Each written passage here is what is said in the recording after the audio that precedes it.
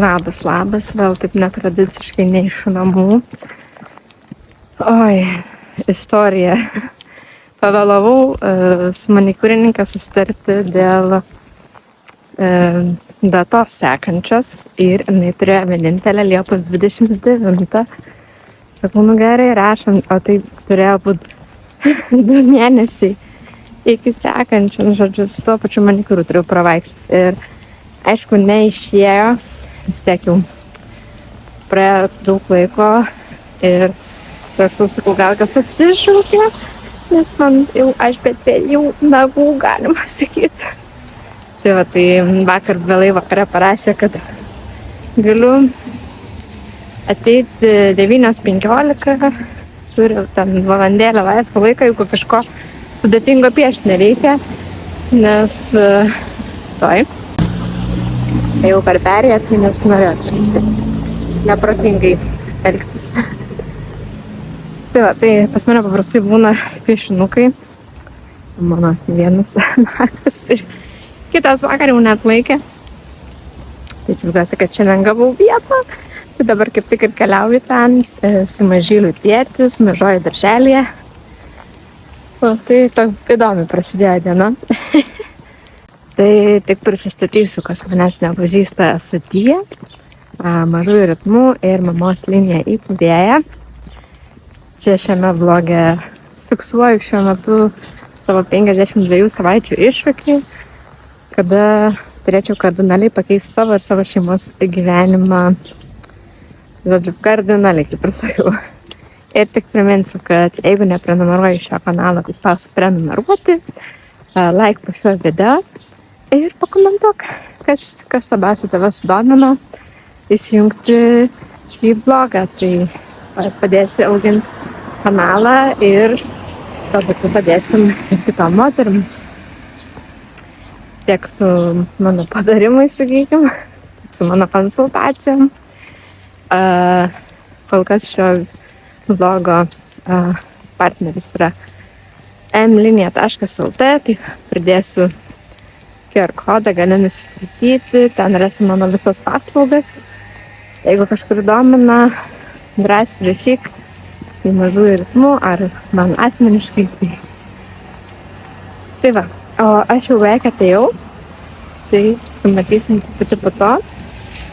Tai kviečiu pasižiūrėti, ką nuveikėm per savaitę laiko. Mano nuostabioji nagų fėja.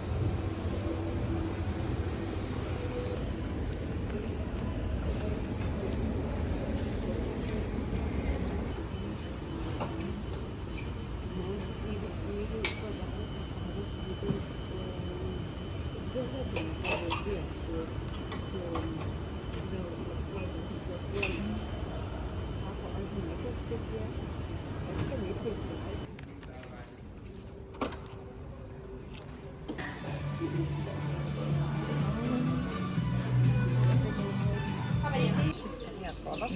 Bet kaip skaniai. Čia jau neįmanoma, žinokit, taip valgyti, tik taip jaustytis. Labai gražiai patiekta. Labai. Nėra tekę matyti. Kokia faina, žinai, pabaidu. Jau kaip gražiai atrodo. Kur tu, Brunai? Koks gražus, pokirpyklas. O, patogu tau čia? Tik nesik.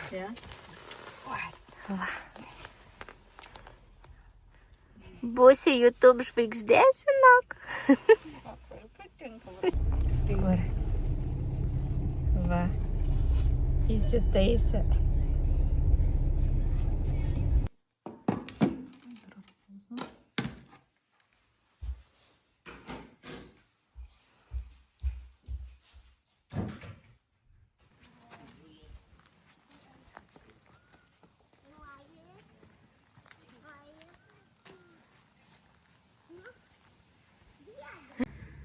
Na ką, savaitė jau eina į pabaigą, šiandien jau trečiadienis ir prisiminiau, kad praėjusią savaitę aš neišsikėliau užduoties, bet kadangi mano tikslas šį mėnesį rasti dar 3 klientės, tai realiai ties tuo aš ir dirbu.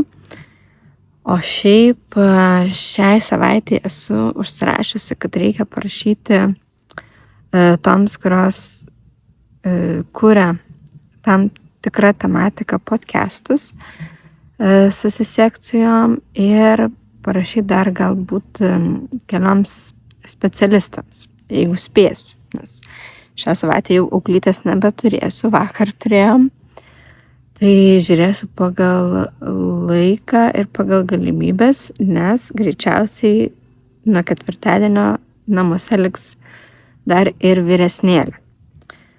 Tai jau tada reikš, kad iš vis turbūt nebus kada prisės prie darbų. Va. O daugiau tai ką? Ačiū, kad žiūrėjai šį video iki galo.